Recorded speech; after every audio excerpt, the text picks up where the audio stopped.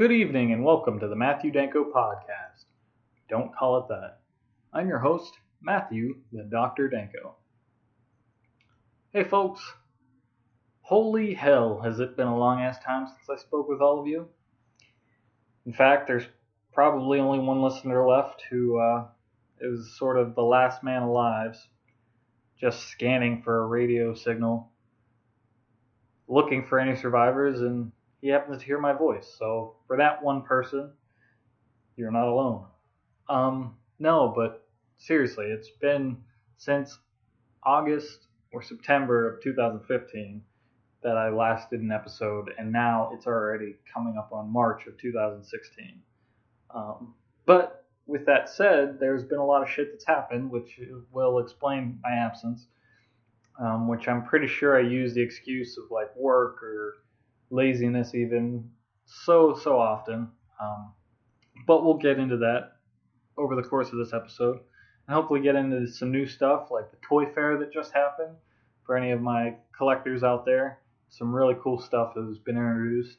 Some movies. I got to actually go see some movies. Speaking of Deadpool,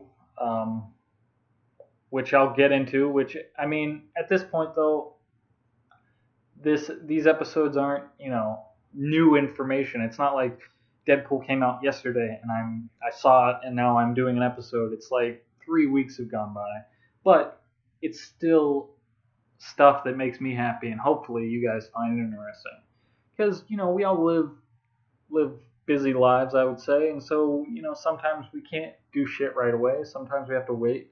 And if you're like me and you're just turning this episode on to go to work or clean your room like Bobby did that one time, or fall asleep even, because I've been told I have a somewhat soothing voice. It's just information. It's listening to me talk. It's nothing special to begin with, so don't expect it to also be relevant and new. But seriously, so let's go back. Last time I spoke, Jesse and I were moving to our new place in Brooklyn, New York. Well, we were either just moving in or just moved in. We had found this basement apartment through a friend, and we got to live there for a pretty decent price.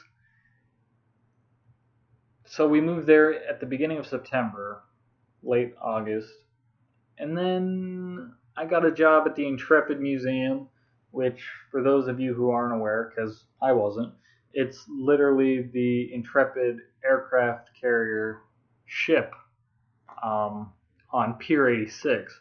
They converted bits of it into a museum, so you can actually go in and see like the bunks that people would stay, like the captain's quarters, and go on top of the flight deck and see all the planes from like World War II and shit like that. And the space shuttle, they have like a little space exhibit. It's really cool stuff. And luckily I work in the gift shop, so I don't really have to know a whole lot about those things. I picked up a few nuggets of info, but the majority of stuff I've never really learned about the Intrepid in school or anything. And it's a really cool place to work. So I got a job there, and then probably November, Jesse got to audition for Busch Gardens in Williamsburg, Virginia, for a show called Scrooge No More, which is essentially a Christmas Carol but with a musical twist. And she got the swing position, so that meant she literally could step in for any of the female characters if any of the actors were ill or, injured or needed a break, because it was a very extensive, run of the show. Like, the show is in a theme park, so there's a quick turnaround. There's a 30-minute show, and then there's like 6 of those shows a day, and then the park is open every day, so there's 6 shows every day almost. It was crazy. But she had to learn the role of all the female characters, and if any of them needed a break, she got to step in, and she had to like differentiate between characters and know her tracking and the lines and all that. And I give her tremendous credit for it because I couldn't do that. It was a really cool opportunity for her, and I know she loved doing it. The other thing was, since she got the chance to do that, that was like November. She was offered the job. What was I gonna do? I had literally just moved into the city a few months prior. We had just moved into a new apartment, and she was going to be gone from November till January, doing the show. And I was very happy for her, but I was like, well, I can't really afford to stay at our place by myself, especially when you're going to be paying for housing down there. So I, essentially would try to have to pay the rent on my own or find a place to sublet. And we just moved, and I didn't really want to go through all that. So I was considering, moving back to Pittsburgh, finding a job there just for those few months, and then coming back to New York when she would come back, and like we would move into a new place and all that stuff. But like on a whim, I was like, what would happen if I applied to Busch Gardens too? Because, I have a lot of film experience, and although I've never worked in theater, I feel like it would translate, and I'm sort of good with my hands, so if they needed help building shit, I could do that, right? So I applied for a technician position, and I got it. Not only did I get a technician position at Busch Gardens, I got a technician position. I kind of really like saying technician position. Sort of like I like saying mom and pop shop, but I got a technician position for, you guessed it, Scrooge No More. So for those few months, I would also get to be working with my girlfriend, which was a tremendous experience. I can honestly go on forever about it because, my first theater gig, the interview was over the phone. I felt like I was just spewing word vomit, just rambling, trying to get as much of my personality across over the phone. And if you've ever spoken to me or with me on the phone, like I kind of mumble, kind of like I do in person. And so like I'm not mumbling, but like I'm speaking quicker and being aware that I usually mumble. I'm speaking louder, and I'm trying to best represent myself in the interview, like just pulling shit out of thin air, trying to, because you have to submit your resume and all that, but I can't remember what was on my resume. I was applying to so many jobs at the time prior, I couldn't remember which resume I had sent along. Because I have like the production resume, which has all my film shit on it, and then I have like the work resume, which has all my retail stuff on it, and then I have like a master resume that has all of it on it because why not? But like I didn't know what I was in for, and I didn't know what my actual job was until the day I met the stage manager, Matt Reardon, and everyone on the crew. So I was super nervous. I mean, normally when I start a new job, I'm nervous anyway. I don't want to mess up or look bad. But this was sort of my first professional production experience outside of the film work I've done in school, which again is not really professional film, or any student projects like I would help other classmates with that you could consider professional, and I do because that's what's on my resume. But just trying not to mess up and trying to, use as much information as I've obtained over the years to help me with whatever job I was doing. And like I said, I didn't know what job I was doing. On the paper, it said deck/roll drop.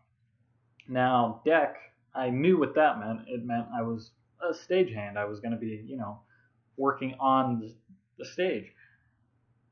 On the deck, if you will. Roll drop, had no clue. And since Busch Gardens, the theater is inside of a theme park, before the theme park actually opens, they're setting the theme park up. This particular theme park has, like, the winter season is called Christmas Town because, ta-da, Christmas is the holiday that it's around. Go figure.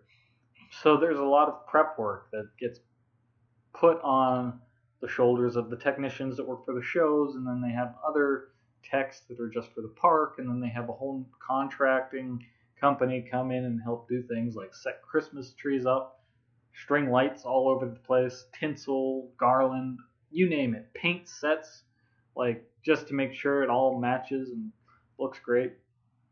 And I'm pretty sure for the first few weeks before the park actually opened, I had never stepped inside the Globe Theater, which is the theater that Scrooge Moore was in.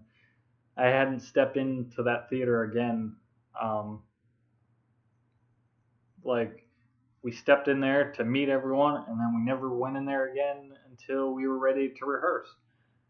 And even then, it was not even us, the techs, rehearsing. It was the actors trying to get their blocking and everything, because there's a lot that goes on in the show. So, I was building, like, there's RPT, which is like the ice rink show theater that they had there. We were working, painting that, putting up Christmas trees and all that with the rest of my Globe crew. And then we would jump over to like Germany and put poinsettias all in that place. It was a lot happening and a lot I got to experience. So like for the first few days when I was finally like, signed up and moved in, before all the other work we did on all the other theaters, there was kind of a day where it was just a handful of technicians from all different shows, and we were painting things. I remember painting like reindeer gray because they were like silhouettes, and they would go up, be part of like the scenery of France, I think it was. And I like you were doing the whole introduction thing, trying to get to know people, and they're like, "Oh, so what do you do?" And I was like, "Oh, that's the funny thing is I don't really know. On the thing it says I'm deck/roll drop. Now I know what one of those things is, but the other I have no clue." And they didn't either. About 5 to 10 people I asked had no idea what the roll drop was until I got to actually meet the rest of the crew and the stage manager, which had us go around, introduce ourselves, and state our jobs. So, and I wish I could make this up, but this part that happens next, it's not epic, but it's literally what drove me for that entire season. We go all around the room, and I show up late because I can't find the fucking theater. He gets to me and he's like, "Introduce yourself, state your job." He's like, "Matthew Danko, hi, I'm new," and all this other stuff. Because it was apparent that, a few of the other people had worked together in the Halloween season prior. But I was also new to the theater world, kind of. So other than that Romeo and Juliet play I was in high school. But again, I wasn't even a tech person. I was Lord Capulet. So you can imagine how new this was to me, right? So I'm like, "I'm Matthew Danko. I'll be the deck/roll drop guy. Hello." And then there's a bit of silence, and then the stage manager, Matt, is like, "And this guy, he has the hardest job out of all of you." And I was like, holy shit. Didn't say that out loud, but in my head I screamed it. And it was very apparent after speaking with everyone else, because the job sort of wasn't fully explained at the time. It was kind of just like, "You'll be doing the curtains." And I was like, "Oh, curtains. Okay." Yeah, but then there was a lot more I found out, and nobody sugarcoated it. They were all like, "Yeah, your job is pretty shitty, but it's okay." The curtains aren't like the normal high school curtains, the big red ones that pull into the center and then pull out when the show begins. They're the ones that, come straight up and down. And they're not the curtains that open and close the show. They're curtains that are happening in the show during specific moments. I had 2 curtains and then what they call the traveler, all terms that were new to me. So like the white curtain comes in first. It has this cool little design on the bottom, sort of like 2 points and then a half circle underneath it. And like they would project the image of these red curtains with like the Globe Theater logo and then Scrooge No More logo and then the actual like red curtain and other scenes on it they would project onto it. It was a very awesome show. I never really got to see it because obviously I was behind the set the whole time. But like that curtain would come in and then there was the blackout, they called it. A giant fabric black curtain that would come down, and I don't know the exact numbers, so don't quote me on this, but I remember specifically in the phone interview that the woman asked me, "Can you lift 70 plus pounds?" I was like, "Well, yeah, I mean, I'm not incredibly strong. I'm not like the Hulk, but I can lift. I lift 80 pound cement bags when we built the deck in my backyard. Like I can lift things. Can't bench press 250 or even probably my body weight, but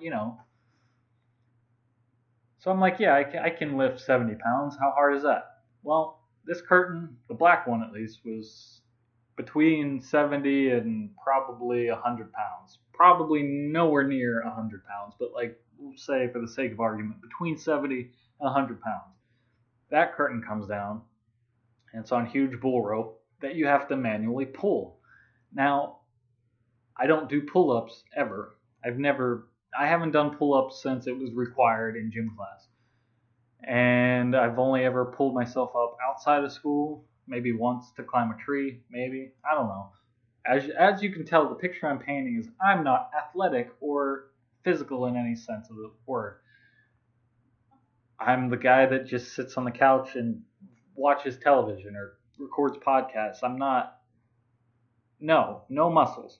And so, like, everyone was saying, yeah, if you have a gym membership, which if they had known me would have just been laughable.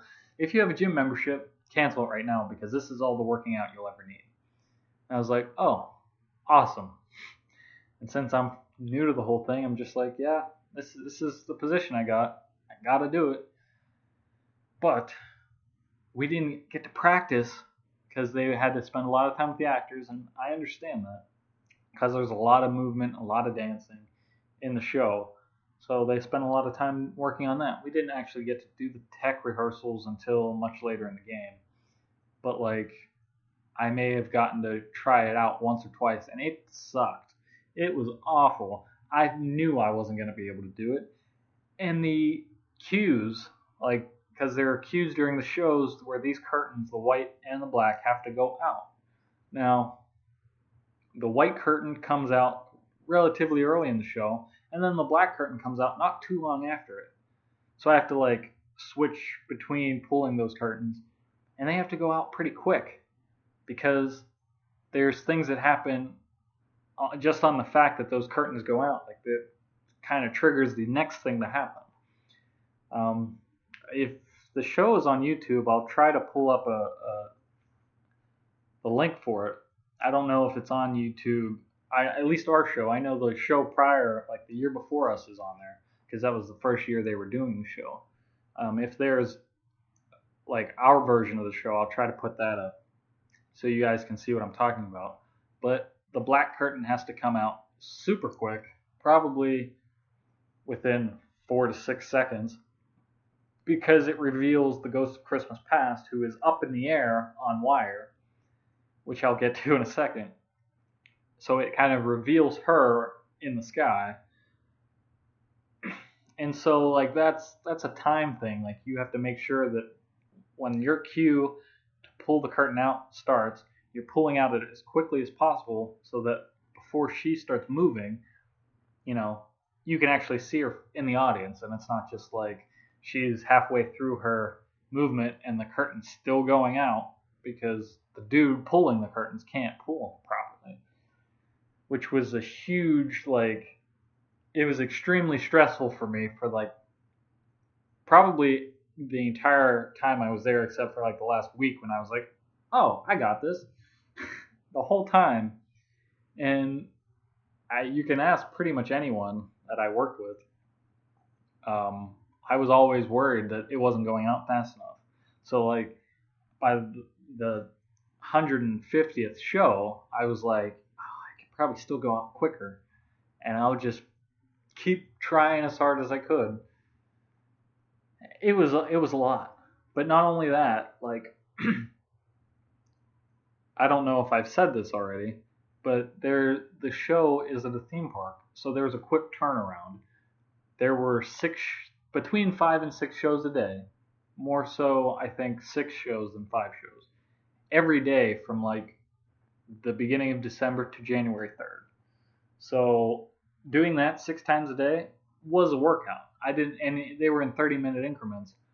And even though it's a small part of that 30 minutes, I was continually moving around that entire 30-minute time, except maybe like for 5 total minutes out of that. So for 25 minutes, I was always moving around the stage back there, operating shit and doing other things.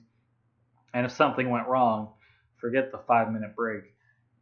I was just constantly going. And like all of us were kind of running around with like chickens with our heads cut off when shit went wrong, because the show's live. Like we had to get problems solved as quickly as possible. So, after the black curtain goes out, which is relatively quick, I would say, I have to hop down these stairs, hop down this other set of stairs, and then jump up to operate Scrooge's flight. Now, if you've ever seen or read A Christmas Carol, the Ghost of Christmas Ghost of Christmas Past interacts with the Scrooge and sort of flies him around to get to the past, blah, blah, blah, blah, blah. And in our show, they actually do fly. So they get hooked up on the fly rigging with these carabiners. They get clipped into their harnesses, and then there's 2 operators on the pendants, which operate the up and the down motions. They hit their cues and they get taken into the air, and then part of my job, and on stage right, Hillary's job, Hillary Crum, which was literally the other half on the set with me, because we had to be on the same page all the time. And we basically had each other's jobs on each side of the stage. I just had a little more rope pulling. But she would fly the Ghost of Christmas Past, and I would fly Scrooge. And they had to be the same distance apart as they fly stage left, and then stage right, and then have to land in a certain spot on the stage, so they'd have to still be separate, Then they would come down and the scene would begin and blah, blah, blah. And I'd have to run back up on the stage left side because I'm passing props off and shit. And again, it's a 30-minute show, so all this stuff has to happen smoothly and quickly and efficiently too. So after I pass some props off after the whole thing, I have to pull the Traveler out, which the Traveler is sort of like that curtain I described earlier. It's this thin piece of canvas in 2 halves that meet in the middle of the stage, and then, go from stage left, or go from the center of the stage to stage left to stage right, respectively, with this little door piece cut out of it so that actors can walk on or off stage.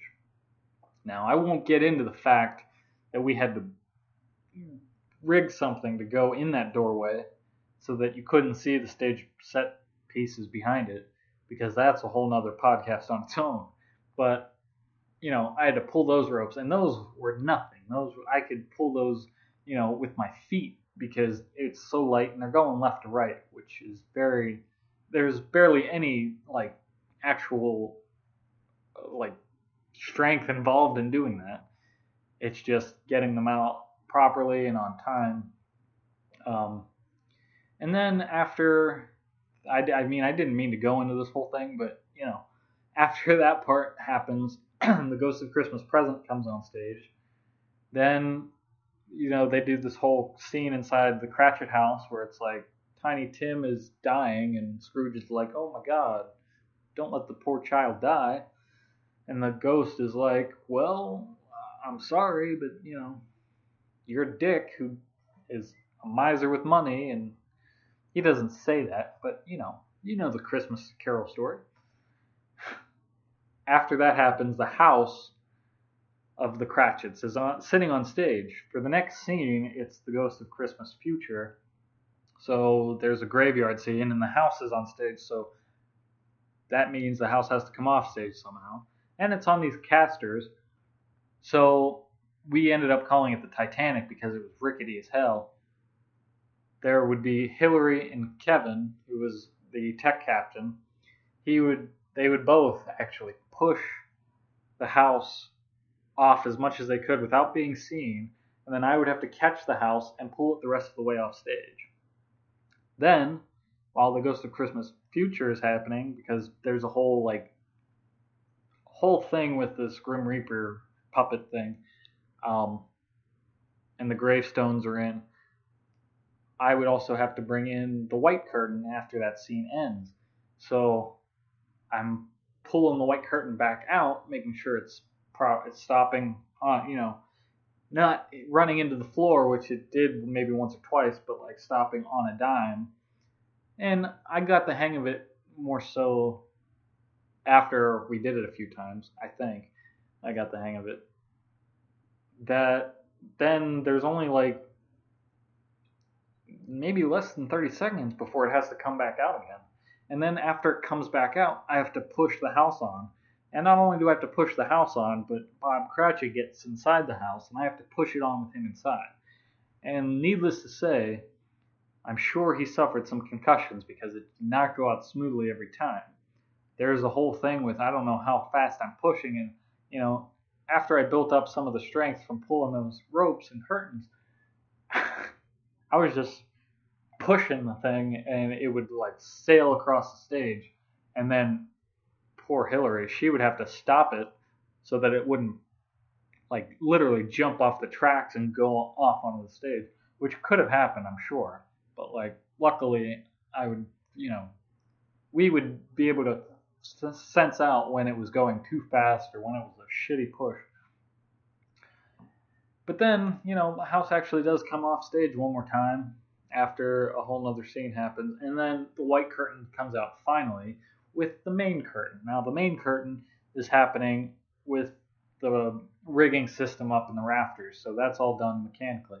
The white curtain has to follow this projection down, like the projection of the curtains is coming down at a certain speed, and the white curtain kind of has to come out with it so that it looks like there's actual white or red curtains coming out. Like they had to be in sync every time and stop at the same time so that it looked like it was one curtain and not just a projection of a curtain onto a white screen. Why they would have a red curtain projection instead of an actual red curtain?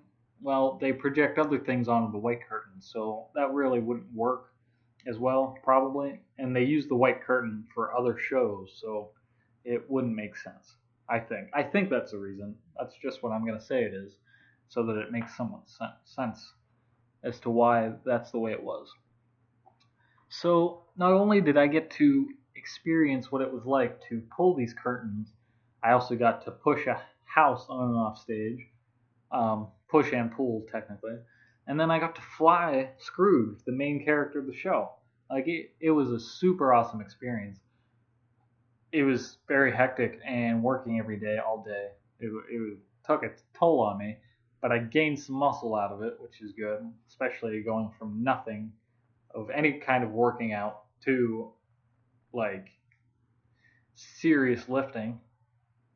And I didn't hurt myself, thank God, because before I like actually got to do the job, I heard several stories of other people that hurt their back, slipped a disc, hurt their shoulder, fucked it up, like doing that job. So I'm very thankful that a guy who has no physical activity on his repertoire whatsoever was able to not get hurt doing such an intense job. And I think what helps the most, even though it was so intense, was the fact that our crew in particular got along so well. Like, we didn't have any drama, and from what I've heard through the grapevine, all of the other crews had problems, like some of them were separating into factions and whatnot. It was crazy. But like our crew was solid. Like we clicked from the very beginning, which helps not only doing so many runs a day with that show, like the fact that we were seeing each other for almost 24-hour periods, from going to work to then going back to the IHV where we all lived. Like that's a lot of time to be spending with people, and it only helps if you get along with them. Not to mention we're all nerds, so like we all clicked on like one thing we all had in common, um, or one thing we didn't have in common, like hating Batman, because I don't relate to that. I've never hated Batman. So having something to at least fight about brought us closer together, I would say. But it's already been like 30 minutes into this episode that I would be remiss if I didn't start giving shout outs to all these wonderful people. We'll start with Matt Reardon, our wonderful stage manager who, you know, and I haven't met every stage manager there, but if I can say, like, is one of the best stage managers there. Just because he expects quality, but then knows when he can, like, goof around. Never slack off, mind you. Slacking off and goofing around are two different things. Like, we had to make sure our jobs were done and done well, but there was always time to joke around and have fun, right? And I think that brought the best out in all of us at the show. So thank you, Matt, if you're listening. If you're not listening, I will thank you in some other way. But like, seriously, wonderful guy to work with. And to chill on the picnic table and have a beer with at the end of the day, like we all did, like that was our thing. Even going to Paul's, which I only went maybe once or twice, great cheese fries, amazing. But then, okay, sorry, we're getting off topic. So then you have Mario Orlando Flores. Um, Orlando was our lighting guy. He, most of his work was done before we even like opened the park or anything like that. He was setting up lights, making sure it was all on the right cues and shit like that, and the projections were set and everything like that. He did a lot of work doing that. The thing was, he did a lot of that work at night when the rest of the crew had a lot of work to do in the morning. Him and the two lighting ops, operating the spot ops, my fault, the spot guys, girls in this case, they would do all their work at night. So we didn't see them like barely ever because the rest of us was doing daytime work on other sets.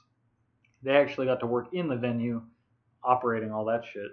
And then when the show actually started, he apparently just had one button to push to set everything off.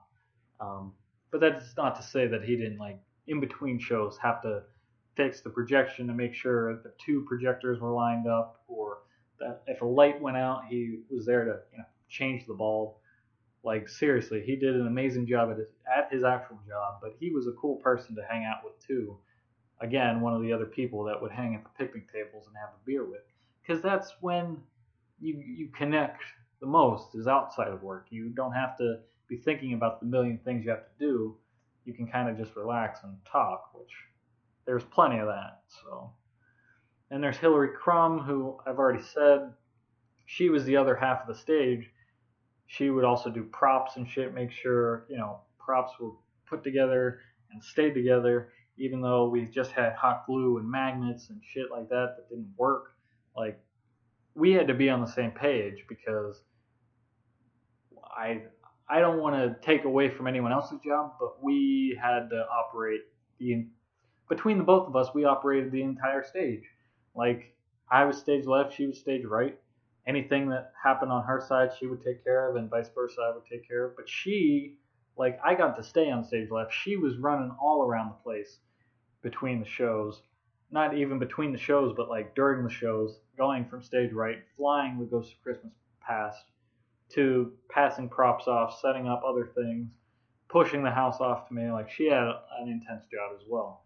And keeping track of the props, as well as keeping track of the actors, sounds like two of the most difficult things ever. So I just had to pull some heavy fucking curtains. She had to deal with people. So kudos to her. She doesn't like Batman. I won't hold that against her. We've gotten past it. I just want it on the record that sucks. Batman fights for justice. Why can't you like him? Anyway, I know he's not for everyone. She's more of a Marvel person anyway, so two blood, or bat blood, as the song suggests. Then you got Brendan, who was our rigging guy, who would operate from his little box up on stage left.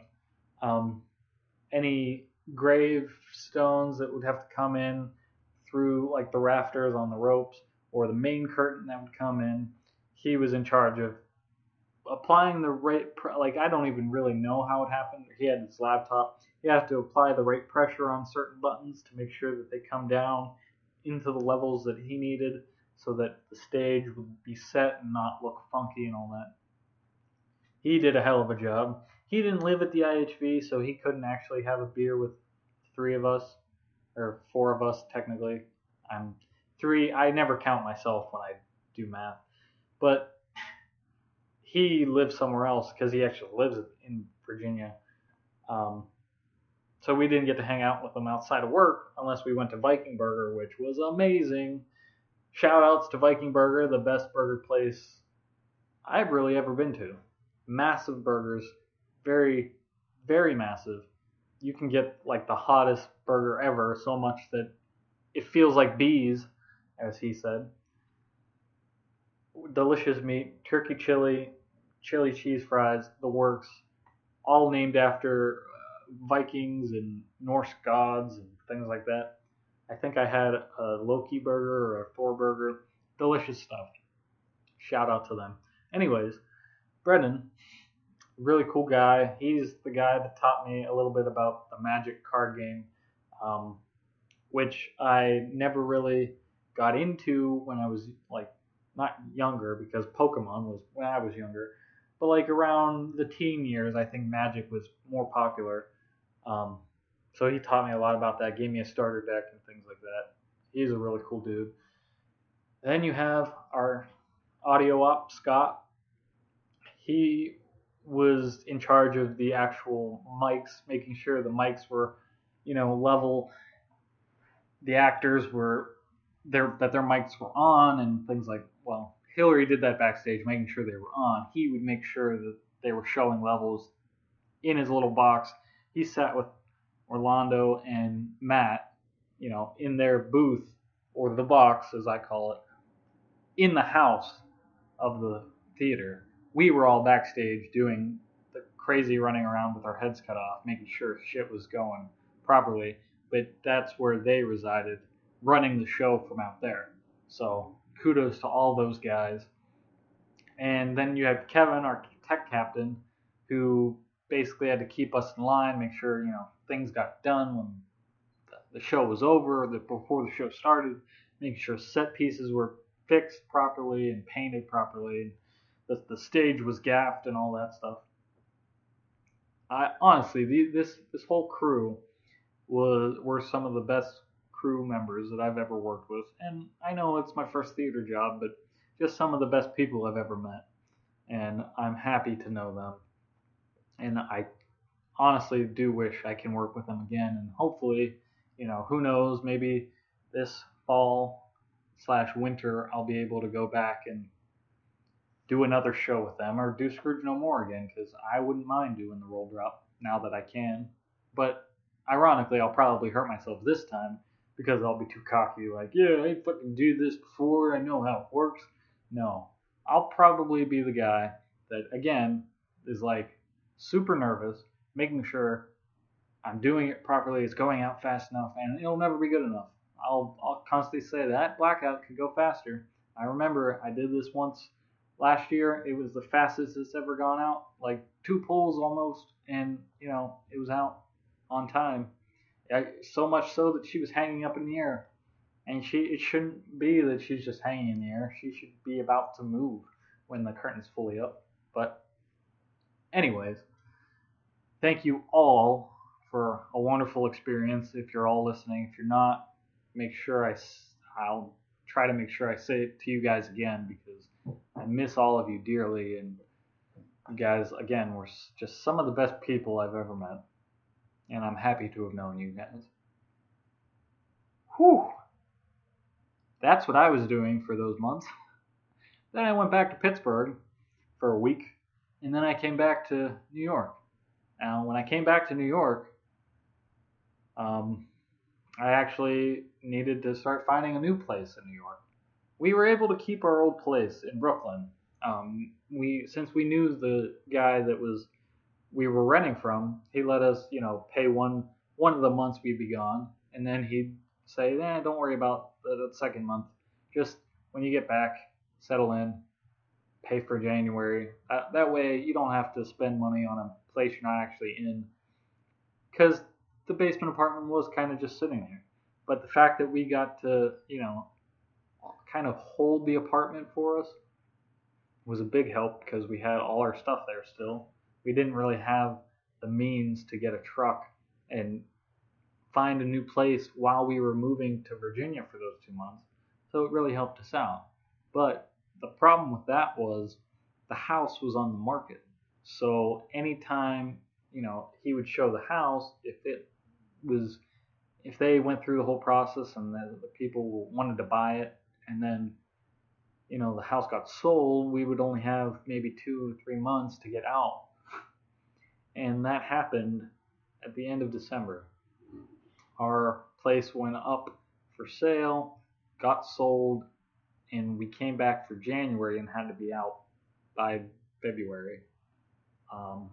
So the minute we get back, we're panicked because we have to find a new place. Now, through the extensive process that we just went through the first time, we went through apartments.com, Trulia, rent.com, all these other places, Craigslist even, and we found a nice little place on the Upper West Side. Now, luckily, this is on the same island of Manhattan, not all the way deep in Brooklyn, almost Coney Island, which takes a little bit longer to get there. The difference is we'll have roommates because, any place in New York is expensive, and if you have roommates, it ameliorates some of the costs. You guys can split it up. So luckily, we have some roommates, which is weird for me again because I only had one roommate in my entire life, and that was just prior at Busch Gardens. So now we were living with technically 3 people, Jesse, myself, and 3 other people. But they were like, listen, if this room is open for a single person at this price or a couple at this price, and it just happened to work out. The place has an elevator, which doesn't sound like a big deal until you've carried all this furniture up and down a 5-floor walk up with only 2 people, which is what we did when we moved out of our old place. And it's a minute to the subway. You get on the 1 train and go right into town. Super convenient. Like there's a deli across the street, and then there's a grocery store a few blocks down. It's a really nice place, and it was just as furnished as we needed it to be. Like there was a queen size bed, so we didn't have to bring that. There's closet space. There's a desk. We just had to bring the dresser, and like her parents were able to come in for that one day we moved, and we did it in like 2 trips, which is really good. I didn't expect that, but at the same time, our entire place was furnished a lot. Like that basement apartment was completely furnished, so we didn't have to bring any furniture, which was nice. It really helps the moving process when you have less shit to move. But so we settled in, and it's a little bit more expensive than our old place, so I had to start looking for a second job. Now, I don't know, I don't think I share this with anyone because I try to stay pretty, I don't want to say I neglect to tell people my problems. It's just everyone's got problems. I don't feel like adding to the complain ball that is the world about the shit that I'm going through. But sometimes it definitely helps to have people to talk to about my problems. And I don't want to make this forum all about my problems because they technically are first world problems because I'm a part of the first world, so blah. But, you know, the job that I have at the Intrepid, because I was able to go back there, they wanted me back, and so it was very nice. I was able to slip back in there. I applied just to everywhere under the sun to try to get a second job that I can do in conjunction with the Intrepid, and that wouldn't, like, I'd be able to get enough hours and get paid enough money each week so that by the end of the month I'd have enough for rent and then my student loans, which kicked in not too long ago. So I applied to, of all places, Abercrombie and Fitch. And for those that know me, I'm not really the spokesperson for Abercrombie and Fitch.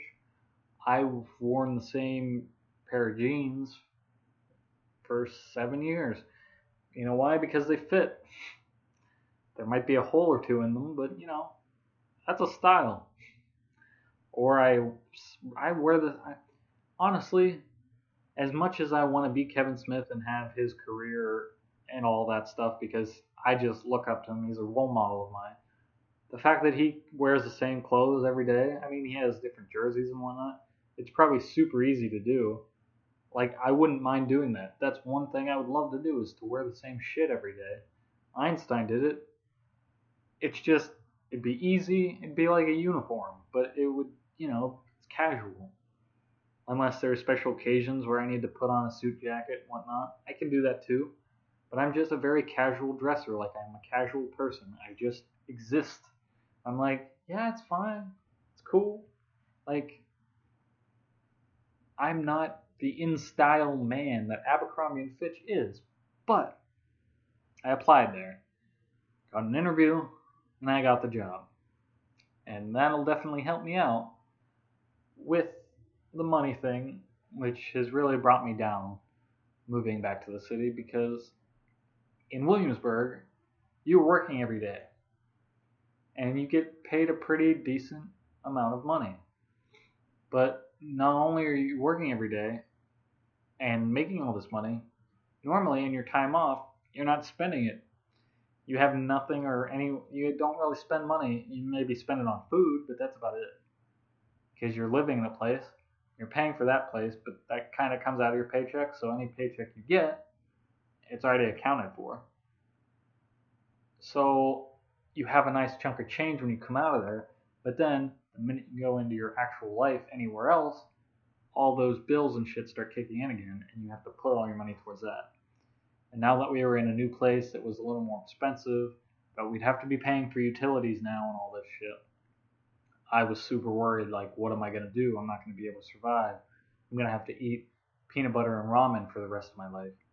And the thing about me, like, when I really worry about money, I get super bummed out, because I'm like trying to, every decision I'm making, it like all ties back to how much money am I spending by the end of the day.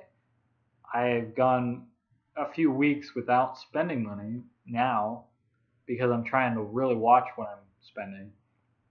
Just because, like, money is the one thing that you need. It sucks that you need it, but you do need it. You can try to be like, I'm not spending money on anything ever again. But there's something you're going to have to spend money on eventually. And until I get to the point where I have enough of it that I don't mind spending it, it stresses me out. Like, I've put my toy collecting on hold because instead of a $10 figure, I'd rather have 2 days worth of groceries, you know what I'm saying? So, like, I look at all the toys that I've bought and I'm just like, as much as I enjoy looking at them, they're all dollars I won't get back. And that sucks because I have a real passion for collecting toys. Like, I enjoy it. It's nice to have a hobby of any kind. Podcasting is another hobby of mine, but it's one that I don't do as often. And you know why I don't do it often? Is because I get busy. And you know why I get busy? Because I'm usually worried about money. and I put it off in my downtime because I'm running myself ragged trying to do all these other things so that I have some money to eat or pay rent or pay loans or whatever. So, like, if I need to nap after work, I choose to nap instead of working harder. And it sucks because I really do like podcasting. Just venting, and not even venting, but just talking. Like, I talk to myself anyways. Why not record it for you guys, at least, or for myself? It doesn't have to be for anyone but me. And so that's what I was doing. I was going to work, worried about how much money I'd be spending. I was able to use some of my bush money, bush money to pay for the apartment and moving and all that. And it helped that her parents helped us move.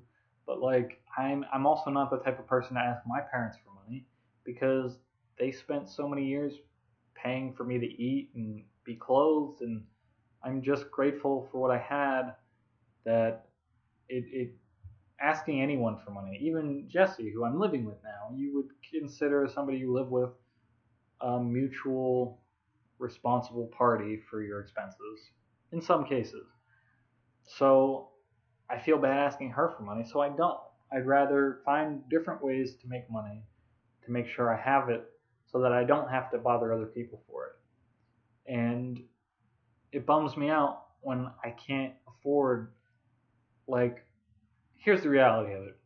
Jesse makes a little more money than I do, which is fine. That's great. I don't care that she makes more money than I do. That's not the issue. The issue I have is she can spend money on things that I cannot. And it's not that I have an issue with her spending her own money because she worked hard for it. It's hers. She deserves it.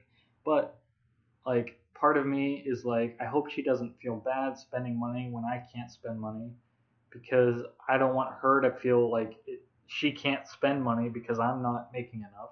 Like, it's my choice to work where I'm working. If I don't want to make, this amount of money, then it's up to me to find a place that pays a little more, you know? So I don't hold it against her at all.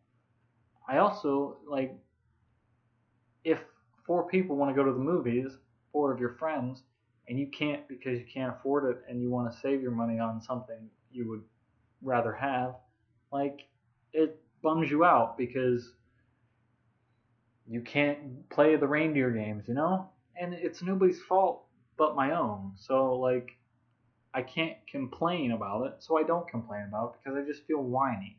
I probably sound whiny too. But that all aside, this is me fixing it by getting a second job. I'm okay with having a second job, especially if the hours of my first job aren't as great. Like, I don't really hit 40 hours in a week because the job I have doesn't, like, there's three other people that do the job I have. So that's three of us have to split up essentially those 40 hours every week, so we're probably only hitting 40 hours in 2 weeks, which isn't all that great when you're living in such an expensive city. It's not the company I work for, it's not their fault, and it's not the other people I work with. It's if I want to make more money and live where I'm living, I have to do something to make that money, which is me getting a second job at Abercrombie and Fitch. And I got it. So that's awesome. And it pays a little more than what I have now. So it'll hopefully the difference in hours will give me a fuller paycheck. And I get paid on the same day from both jobs, which is good, every 2 weeks.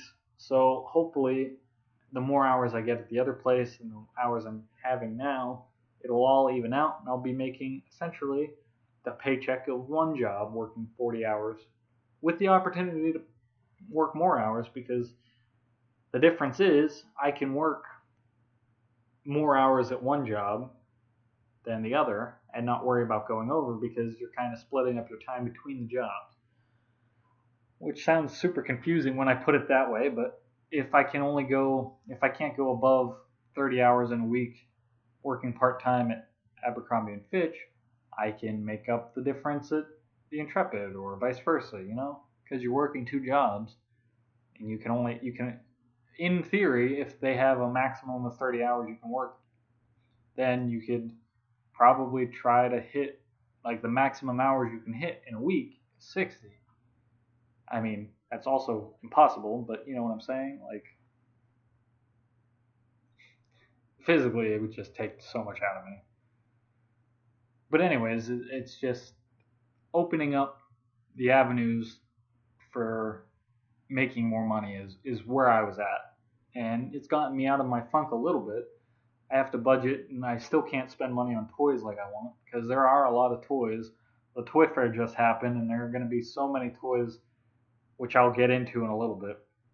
But, like, it sucks when you have a hobby that you can't do because of money, and that shouldn't be the way it is, you know? But that is the way it is, and there's only one way to fix it, and I'm doing what I'm trying to do something to fix it, so that's that. On the other side of things, while I was applying to all these different jobs, I got a third job, but this job doesn't pay any money. It's voluntary. It comes with perks, though, which is very cool. And this is a writing position at a place to hang your cape. It's an online website. They produce articles and shit about superhero movies, comic books, and all stuff in between, right? Perfect place for me, because I love all that shit.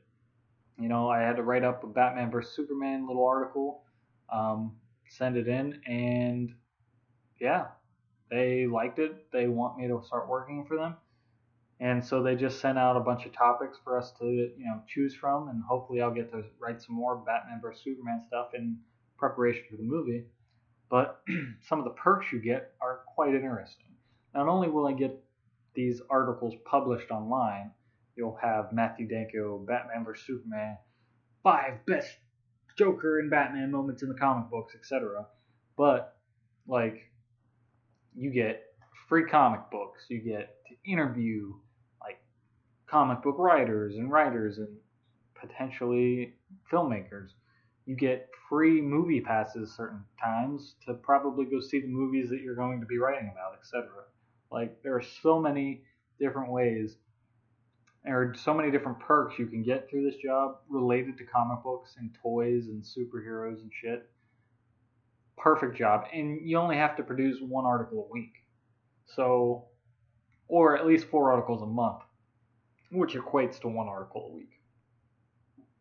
So it's just perfect. And hopefully, since I'll have a fuller schedule, I'll have equal downtime. You know what I'm saying? Like, I'll be able to schedule certain shifts at certain jobs throughout the week so that perhaps I get the weekends off or something like that. And so I'll have downtime to actually do things I like doing, like podcasting and writing and eventually collecting toys again. Like, the last toy I bought was in Pittsburgh when I was there for a week because I had a few extra bucks, and it was only like a $5 toy. But I'm really excited about writing, and I'm glad I'm going to be working at Abercrombie and Fitch. The other cool thing about that job is that, like, I get to wear their clothes. They have a program called Wash and Wear where literally they have pictures of styles that are in. You point to the style you want to wear, and they'll lend you those clothes to wear for your shift. Just got to give them back at the end of the shift, and then they give you a free pair of jeans when you get hired and all that, which is really cool.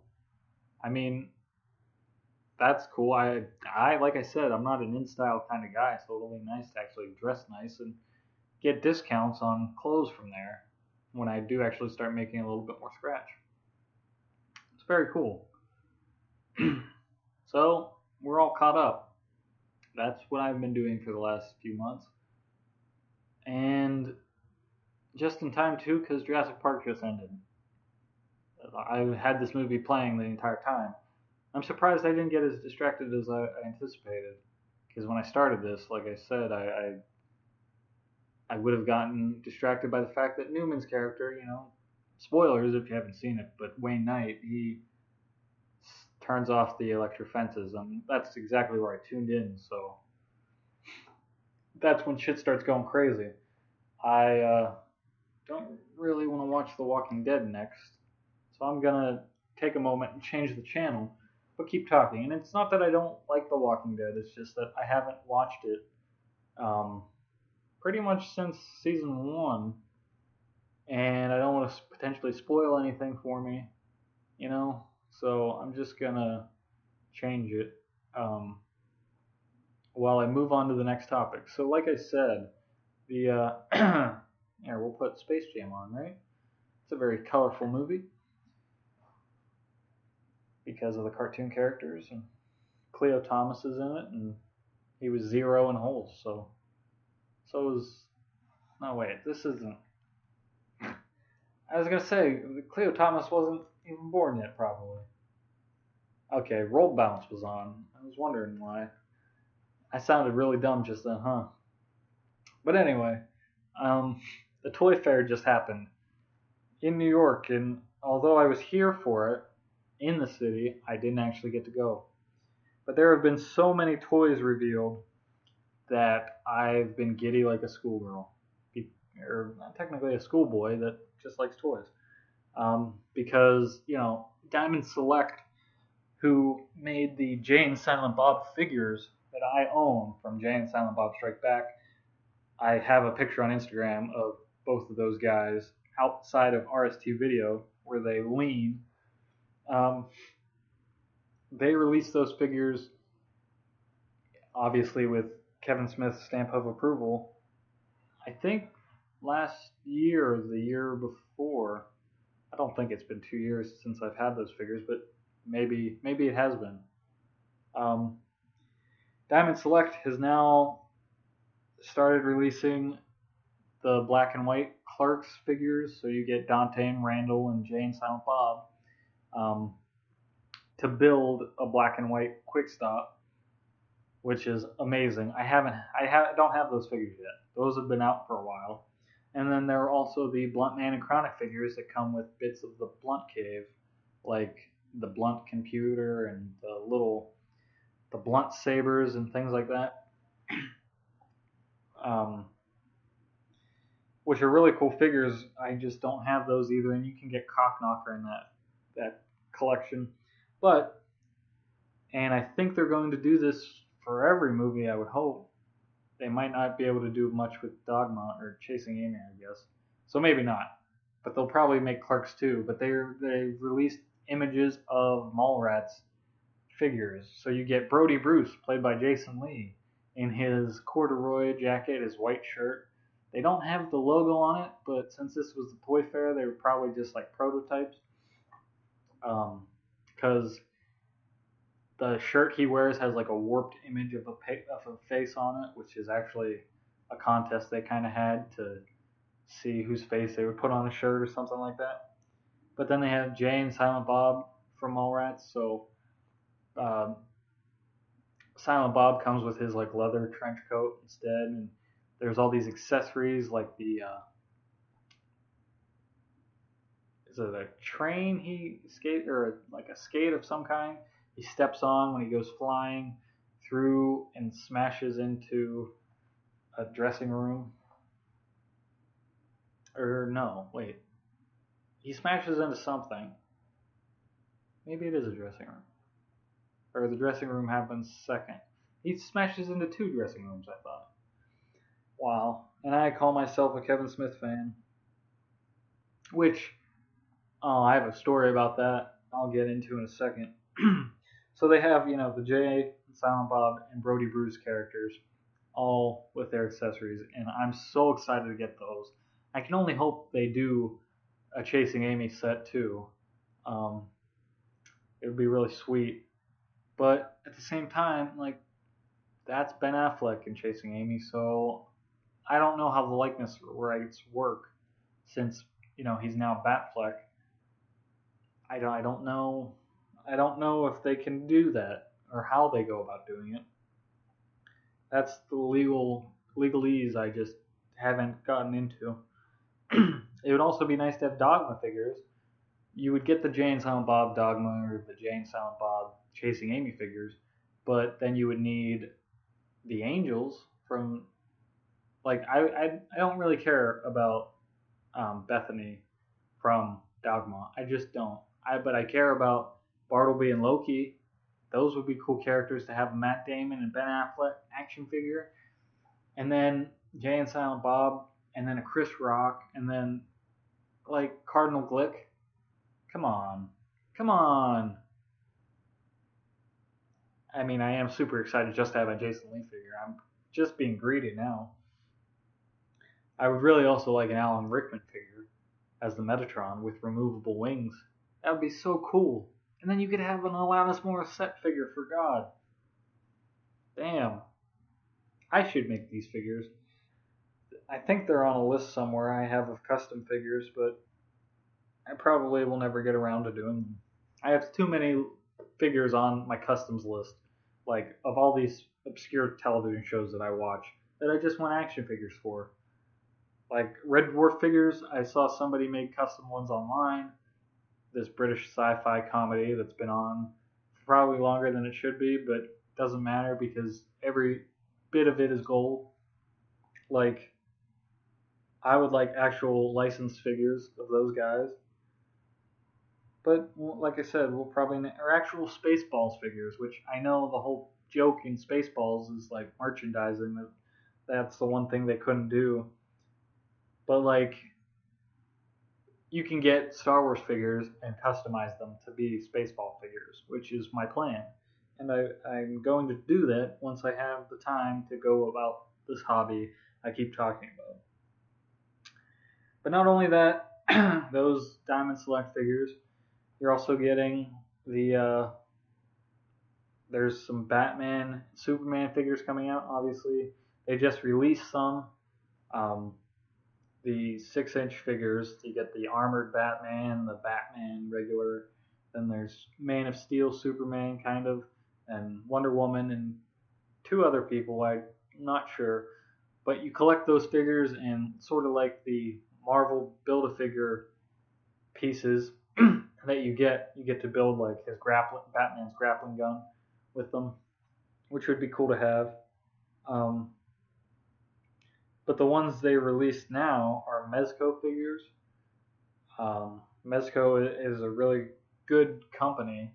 I think the only things I have from them are this might not actually be them. I think it is. There's these, they call them screen grabs. They're little diorama sets, probably in like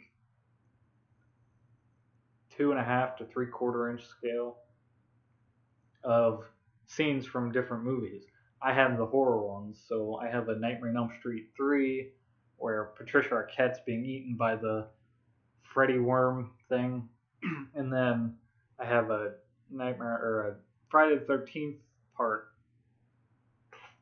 6, Jason Lives, with them underwater, and then a Nightmare on Elm Street original with Nancy in the bed, played by Heather Langenkamp, and Freddy coming through the wall. They're really well done and well detailed. If I have some pictures of them, since I'm not at home, I don't have them with me, but I'll post those. But anyway, Mezco is releasing this 1 in 12 scale Batmobile from Batman vs. Superman that the 1 in 12 figures fit inside. So I'm told. I need to do some more research, but the 1/12 scale Batmobile is remote control as well. So imagine having your Batman figure in the Batmobile, driving it around. Like, that's almost cool as just the fact that I have a DeLorean now with a little Michael J. Fox figure that you can, Marty McFly, more so, that you can fit inside the DeLorean. And it like lights up and makes sounds and stuff. Like, that shit's so cool. Especially because those 2 things don't even go together. They just happen to fit together. And I like when that stuff happens because those are like happy accidents. But the fact that they actually made these figures fit inside the Batmobile, it's appropriate. It makes me want to buy it more. And like, I'd rather spend my money on quality stuff than just stuff that's slapped with the name Batman or Superman. And to be fair, like, I don't want to point out this because we all know it, but like Hasbro hasn't been producing the most quality stuff lately. hasn't been. Some of the stuff that they've released in the last few years has been lazy. And I still buy toys from Hasbro, sort of. I mean, I haven't bought many toys in the like new toys that have just come out in a while. But like the whole look, if you don't really collect toys, you might not understand this. But imagine an art piece that you purchase because it represents something you love, like a sunset. But on that sunset, you see all the screw holes that the painter used to put the frame together. And it just draws your attention from that beautiful sunset to those screw holes. Well, Hasbro did something stupid when they put together their Jurassic World line. Like their dinosaurs that from the movie, like their T-Rexes and their Indominus Rex. They look good on one side when they're in the package, but on the other side, you have screw holes all up and down the dinosaur. Like, for collectors that keep shit in package, that's sort of okay because you won't really see it. But to be fair, these particular toys aren't for collectors. They're for kids that want to play with the toys. And they take them out of the package. And then there's a whole bunch of screws in the thing. Now, people have gone so far as to plug up the holes and repaint the dinosaur so that you can't see it.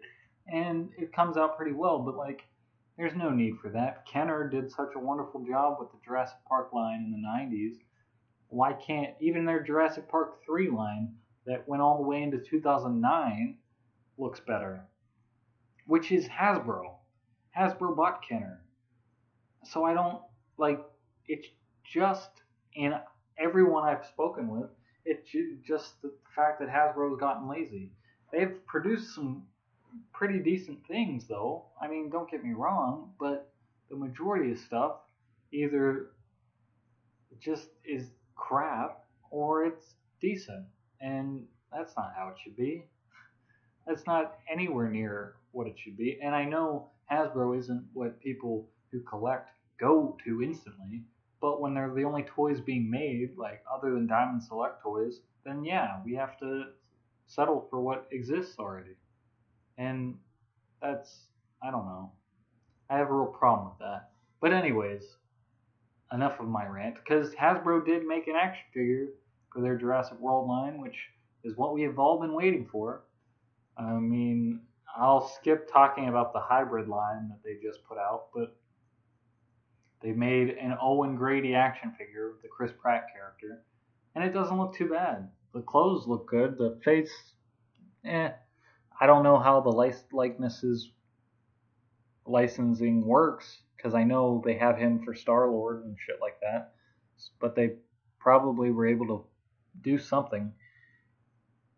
But anyways, I have some of the photos for the Toy Fair for the Batman vs Superman stuff that they produced up.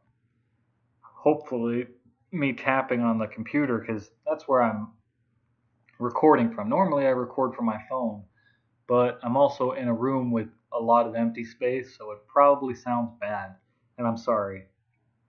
But I've also am recording this for the first time this year, so cut me some slack. Alright, so we got a bunch of Lego figures for the new Batman vs Superman movie, the Bat plane, the Bat wing. The 6-inch figures, I really like the colors on them, because you have the really bright blue suit. Some of the toys, I know in the Man of Steel movie and in the Man of Steel action figures, the suit is very dark.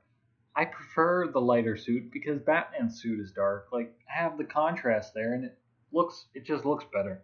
But there's a few Wonder Woman and Superman figures that are brighter in color that just work a lot better. They also have the Rock'em Sock'em Robot style Batman vs Superman toy, which I think is kind of cool and appropriate. And for the record, these aren't all made by Hasbro. I don't know which ones are, but I don't want people thinking that this is Hasbro. I just can't give credit to who actually makes them because I don't know. Some of them you can tell, but others, Like, I think some of the puzzles are made by Hasbro and whatnot. The Legos made by Legos. Then you have the multiverse figures that they've been releasing. Those are the ones I was saying, like, have the build a batarang or grapple gun. They call it the grapple blaster, but it's a grapple gun. So those figures look really good. And the 6-inch scale, I like the 6-inch scale. If I'm not going to get the 5-inch figures like the 90s were, then the 6-inch is the way to do it. I'm hoping to eventually get so many 6-inch DC figures that I can do a Crisis on Infinite Earths. Because I have the main guy in my repertoire is Batman, right? So to have all these different versions of Batman from like the Dark Knight Returns or the 80s Batman or technically the Arkham Knight, but or the Arkham Asylum figure I have, but I don't kind of count that. I have the new 52 Batman. Like, I want them all to kind of be part of the Crisis on Infinite Earths. Um, but I'm really excited to actually buy those figures because I need more Batman and Superman figures. I don't particularly like Superman, and I don't have any of the Man of Steel figures. I also don't really like collecting movie figures. I'm more of the comic book style figures. Like I said, with the exception of Arkham Asylum, the game, I just have the comic book guys, and the only reason I want these movie figures is because I think, and I've said this so many times before, but Ben Affleck will probably be my favorite version of Batman. Based on the look and the trailers, that's what I've always wanted in a Batman. And I'm just happy that we're going to get to see it on screen. Um, they have some cool, like, Nerf style guns. The Batman gun that shoots Nerf darts probably isn't like a gun, but you know what I'm saying? Like, because they know Batman doesn't use a gun. And the other interesting thing that was released, like back a while ago, I saw an article about the Wonder Woman Barbie doll action figure that they were going to release. I did not anticipate them doing a Batman and a Superman Ken sort of style figure, but they look rather good. I mean, if you've ever seen like the special edition Barbie figures that have been released, like the X Files Barbie or the Star Trek Barbies, where Ken, Kirk, and Barbie, technically it would be Uhura because she was one of the only females on the Enterprise. Um, main females, like, they look pretty good, even for what they are.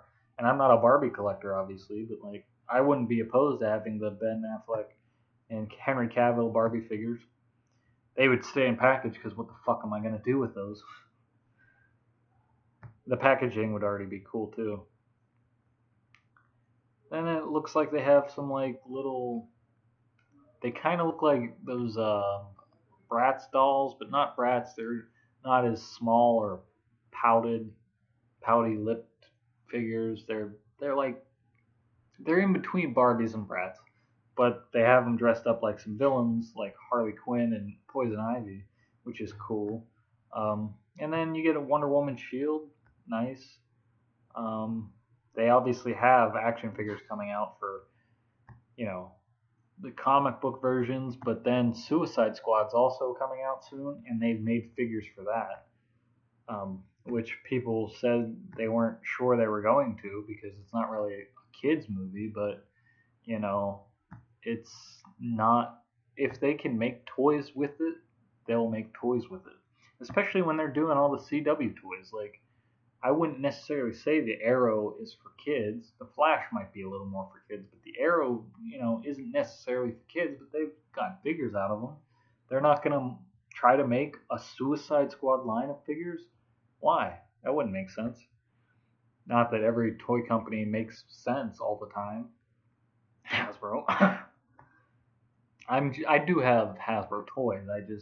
There's some decisions that they've made that I can't get behind. Sorry if this tapping is coming through here. I'm trying to do it lightly. I just have man hands, I guess. But So yeah, that's pretty much. I mean, they have some Bat um, Batgirl figures, and I know the show Gotham has figures out already, which my buddy and I, Mike Musession, he's probably one of the most reliable toy guys that I'm friends with, and he's the one I go on toy hunts with, next to Greg Akuri, who I've been on his show, the Greg's Toy Chest. Go check that out on YouTube, by the way. He reviews a lot of awesome toys, and he's a good channel to check out. But Mike and I, um, we had looked at some photos of the Gotham figures, and we weren't super impressed by them, like the Gordon and the Bullock when they first came out. But he just texted me not too long ago and said that they look amazing in person, um, or they look better than he thought in person, and he's considering buying like the whole line, which is cool. I don't really watch Gotham. I'm not super into it. I'd probably have to restart it and everything. But there are some cool things in some of the packages that I would want, like accessory wise, because I'm a big accessory guy when it comes to the toys. I need to have the accessories to have it complete and stuff.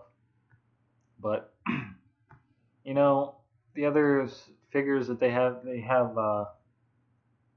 like those tall 31-inch figures that they've released. They've had like Darth Vader and Stormtroopers, Han and Luke in Stormtrooper outfits, and they have the Dark Knight and John Cena, even like Stone Cold Steve Austin, all these other guys. They've released a whole line of Batman vs Superman ones with armored Batman and regular Batman and Superman and Wonder Woman, which is a good idea. Um, like I knew that was gonna happen. I just didn't know how soon. And wow, they're really marketing the Batmobile in this, because the Batmobile is one of, I would say, one of the easiest to make toys of because it's a car. Any car you can make, because there's model cars, there's Hot Wheel cars, there's just regular cars for regular toy lines. You can never stop, like, you can't go wrong with having a car, and especially an iconic car, like as iconic as Ecto 1 or the Back to the Future DeLorean. Like, the Batmobile is one of the top vehicles, I would say, in pop culture. Um, so I see a bunch of just little versions. Sorry about these freaking dogs that are barking, if you can hear that. So like these Batmobiles, I'm not surprised with how many they seem to be releasing. Oh, it looks like you get an unmasked version of Batman, with the Ben Affleck face, and it kind of, looking at this picture, and a lot of the Toy Fair photos are of prototypes and whatnot. Looking at this though, it looks like a very animated Ben Affleck face, but so much so that you can see not only Ben Affleck's Batman, but Kevin Conroy's animated Batman from the Batman the Animated Series in it, and like that's impressive. Like, I know that that's probably not what they're going for, but that only goes to show how much Ben Affleck looks the part, I think. And then you got more cars. You got a voice changing Batman armor helmet. That's genius there. I would get that if I could tweak the voice box, because it's a little synthesized and robotic. I would try. I don't know how I would, but I would try to get it to be Kevin Conroy's voice. I'm surprised nobody did that. That would have been such an easy get. But anyways, you got a Lex Luthor figure. I haven't seen many photos on him. The one I'm looking at is an armored Lex Luthor like they have in the comics. He's probably not going to throw on a suit of armor in this because it's not. He does a lot in like the cartoons and comic books of in armored suits to fight Superman and shit, but I don't see that happening in the movie. I just don't know where it would fit with everything that's going on. Like I said, you got the Bat grappling gun, you got a Superman It looks like he's in an armored suit. Don't know why he would be in an armored suit. Then you got the Batmobile. You got the pop figures. The pop figures are super popular. Not to be funny, but they are. Like, they're easy to produce, probably. You can reuse some of the same sculpts because you're not really going for likeness. You're going more so for like the recognizable qualities are more so in the clothes and accessories than the actual figure. So you can use the blank figure and just throw different mix match pieces and stuff. Some of them are like a Batman suit is specific to that portrayal of Batman, but other than that, it doesn't have to be crazy accurate. You got some statues, which are always good. I'm gonna see if I can post some of the links to these things. You got the costumes. Costumes are always good. Ruby's costumes. That's where I have like my Michael Keaton bat cowl is a Ruby's bat cowl. And then you got some more of the 6-inch figures. It all looks really awesome. I'm really excited for it. The only other figure, I mean, non-hot toy, because if you've heard me talk about hot toys before, they're impressive figures. They're figures that are worth the money you spend on them. But after that, you kind of just have them. They're really cool to look at, and they're really highly detailed. They're like the $200 to $300 figures that are super realistic. They're 12-inch. The clothes are all cloth, and then you have shit ton of accessories. The few I'm looking at are Marty McFly, because you get his vest, the jean jacket, the jeans, the shoes, the backpack, his headphones, the video camera he records Doc speaking, the Save the Clock Tower pamphlet, all these other little things that just look so good and would look so good on display. And of course, his DeLorean. They made a DeLorean in that scale, so it's like the size of this coffee table, like 3 foot long and 2 feet wide, that lights up and shit. Like, it's super impressive. That's on my list, and I don't know other ones they've released. Like they showed at the Toy Fair, probably the Ben Affleck Batman hot toy and Henry Cavill Superman Batman vs Superman figure. The Deadpool figure, they have a 12-inch Deadpool based on Ryan Reynolds with interchangeable expressions in the eyes and shit. Like that stuff, I never get tired of looking at them. And one day I hope to acquire a few. But so other than that, the only other toys that I'm really interested in are the Batman the Animated Series toys, which DC Collectibles, I've said they've been releasing 6-inch versions of their Kenner line, of the Kenner style inspired figures. And they're finally going to release like Harvey Bullock and Talia and Harley Quinn, with the other girls like Batgirl and Poison Ivy. And then you have they've done a genius thing by making the Batmobile for the animated series. My favorite Batmobile. They made it a 2 foot long version with 2 seats that you can fit both figures in, that lights up. It has interior and exterior lights. The cockpit hatch slides forward instead of pops open and closed like the Kenners did. You have that, but they're making a Batwing, which is in scale, so you can fit your 2 figures in it, and it's massive. It looks awesome. It's gonna be expensive because the Batmobile was like $80 when it first came out. So that one's gonna be like 100, if not a little more. But they just look so good. And they're also doing a Legends of the Dark Knight series, which is in scale and in the style of the Batman the Animated Series, just the Dark Knight version of the character, which I'm never opposed to having another Dark Knight Returns figure, because that's just such a cool figure, such a cool look to the character, and I just never get tired of it. But aside from that, they're releasing another Deadpool figure, and I'm finally going to get a Deadpool figure. Don't know if it'll be the Marvel Legends one that they're going to release or one of the other ones that they've already released. Probably not the original Marvel Legends Deadpool figure because that's pricey now, but probably one of the other lower quality ones because of money, and it still won't be for a while because I need to save some money on important things and not buy toys. But speaking of Deadpool, notice my segue. I saw the Deadpool movie, and by now everyone's probably have seen it. But if you haven't, I'll try not to spoil anything. But anyways, Deadpool was fucking amazing. It was everything you wanted in a Deadpool movie and a Ryan Reynolds movie because that guy has become Deadpool.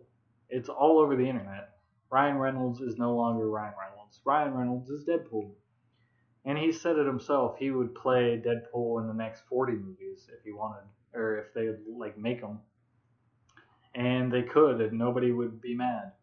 Especially in this world of all these superhero movies, if there's something that's going right and it's not broken, don't fix it. Just keep going. And Deadpool's the character that you can do anything with. Like all the ways they broke the fourth wall and his self-referential meta humor, it's just so perfect. And the movie was so enjoyable. Maybe on the next episode, like I'll get into some detail about the movie. But it's the 28th I'm recording this, so the movie's been out since Valentine's Day and a little bit before. Like if you haven't seen it, go see it because I'll definitely do it like not a review, but like I'll get into the deep dark parts of Deadpool, and maybe I'll have Jessie on the show because I saw it with her and she loved the hell out of it. And she's not a comic book gal. She says like, oh, like I'll give these movies a try, but she's not. Like she is not the comic book girl ever. No, never.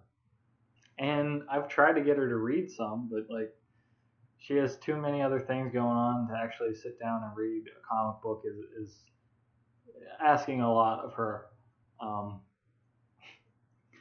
However, on her birthday, Batman vs Superman comes out. So for her birthday, I'm taking her to see Batman vs Superman. Or for my birthday part 1, because we know she doesn't really want to see it, but it comes out on her birthday. What better way to spend a holiday such as her birthday than going to see Ben Affleck Batman fight Henry Cavill Superman, and then with Jesse Eisenberg, Lex Luthor in the mix.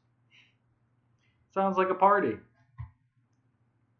Anyways, so maybe I'll get into that next time. Other than that, the only other movie I saw was The Revenant, which was super slow. And maybe it was because I had worked a lot that day. Like I fell asleep at the most interesting part.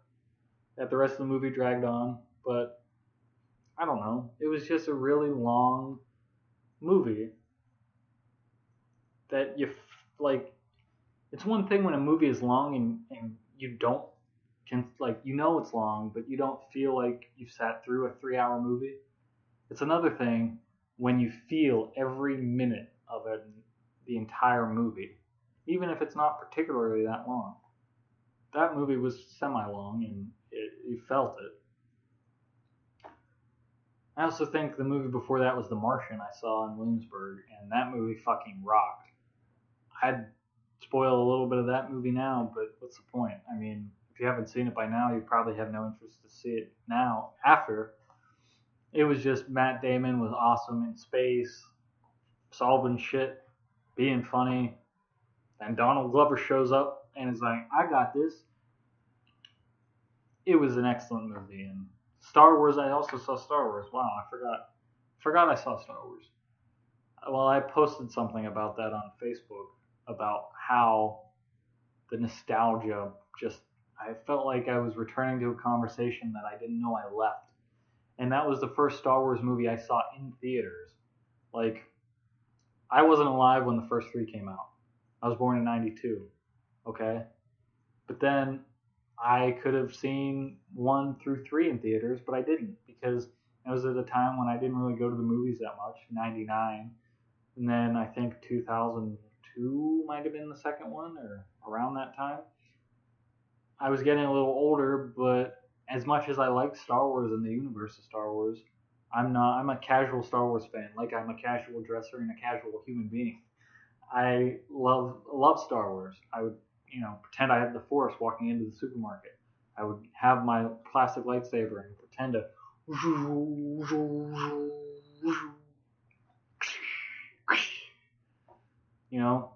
but I never was drawn to the theater like I was drawn with the marketing campaign of this movie, which was just like, fuck it, it's Star Wars. Here I am. And, you know, it was amazing. Just being in the theater, watching all the trailers, because you saw the Deadpool trailer, you saw the Batman vs. Superman trailer, I think you saw the X-Men trailer, but I don't really care.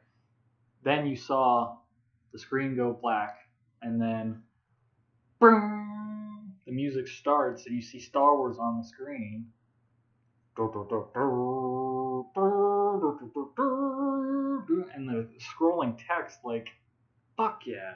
It was so enjoyable, and seeing it in theaters was amazing. Never skip on the theater experience with movies like that. Like, fine, you want to rent The Revenant at home? Do it. You're not going to miss that experience.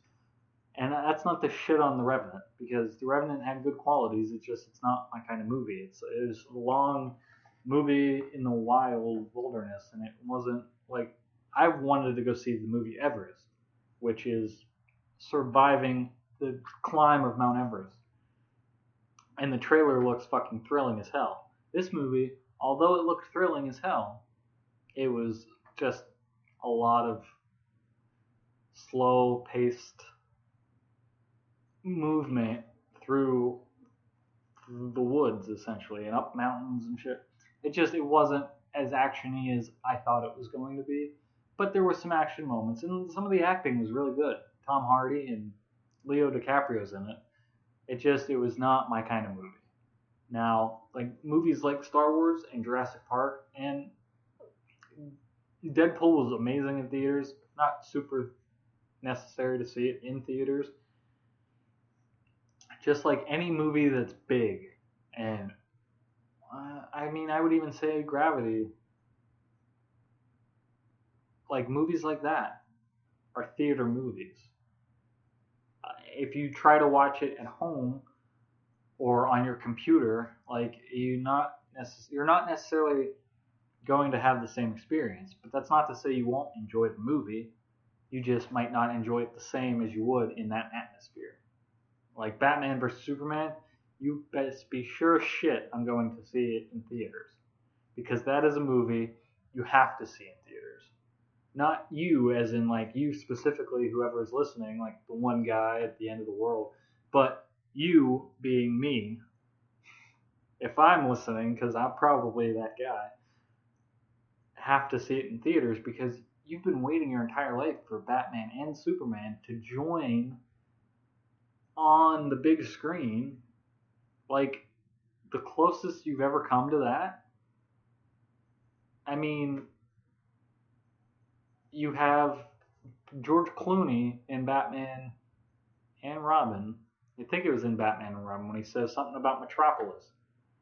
That's it. But then you get in Man of Steel, like the Easter egg of Wayne Enterprises and the other few Easter eggs about the larger universe. Like, you really notice that it's going to become a larger universe. And it's not even the fact that it's a superhero movie that you have to see it in theaters. It's just the fact that it's Batman vs. Superman. Like the Avengers, seeing that in theaters was awesome. Seeing Thor 2 in theaters, not as awesome. Again, no criticism of these movies. It's just like you can tell when a certain movie needs to be seen in a certain setting. Yeah, that's all. And Batman vs. Superman is going to be fan-fucking-tastic in theaters. I don't know if there's another movie coming out that I'm as excited to see in theaters as I was for Deadpool, because I knew that movie was going to be fun and I wanted to sit back, have popcorn and my cherry coke. Or Star Wars, which I knew if I didn't see that in theaters, I'd miss it. I mean, I'm sure soon they'll have, like an event where you binge watch them all again in preparation for the next one that comes out. But like movies like that and Back to the Future, not necessarily a theater movie, but I want to see that in theaters. I've never seen that movie in the theater, and it's one of my favorite movies. I've seen it a million times. But I know seeing that in theater will have just as much of the effect on me, because it makes you a part of the movie.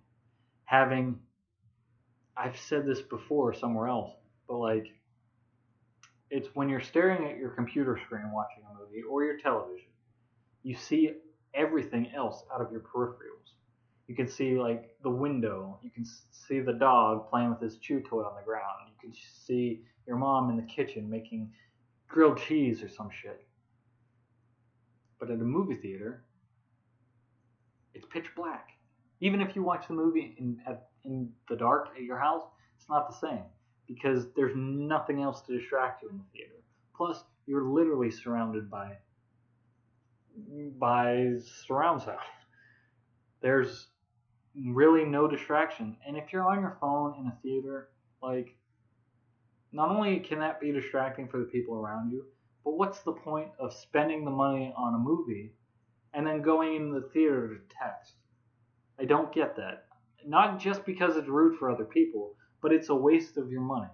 And I know it's your right to spend your money the way you want to spend it, but like, you can watch this movie at home and text at home. Like, don't fuck up the experience for everyone else just because you're a dick. I don't know. I mean, if you're in the back of the theater with your screen brightness turned down and you're texting, fine. Okay? You're not bothering anyone else, probably. You're doing it out of the way. But if you're smack dab in the middle of the theater, your brightness turned all the way up, and you're just tapping away at your phone during the darkest part of the movie, like, what the fuck, man? That's stupid. That's moronic. You want to spend, in some cases, $15 to text in the dark? Sit in a closet and pay me $15, and I will let you do that for 2 hours, okay? And then I'll say some things through the door so that there's something going on in the background for you. But just don't do it. There's no reason to do it. And if you download some of the theater apps, like, I don't know, Cinemark is one of them.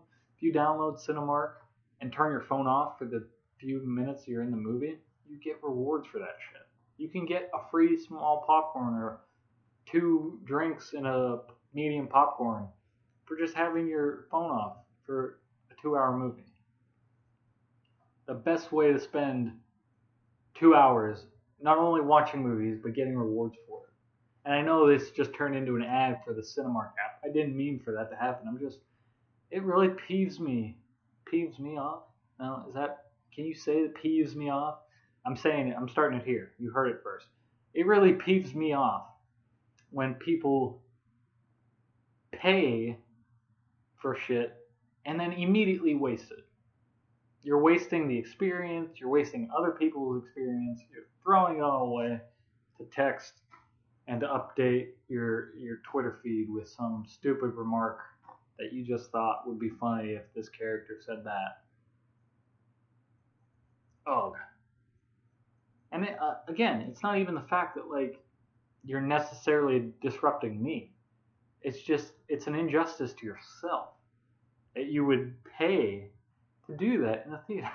And I've gone on way too long talking about this. It happened at Deadpool. Somebody was texting.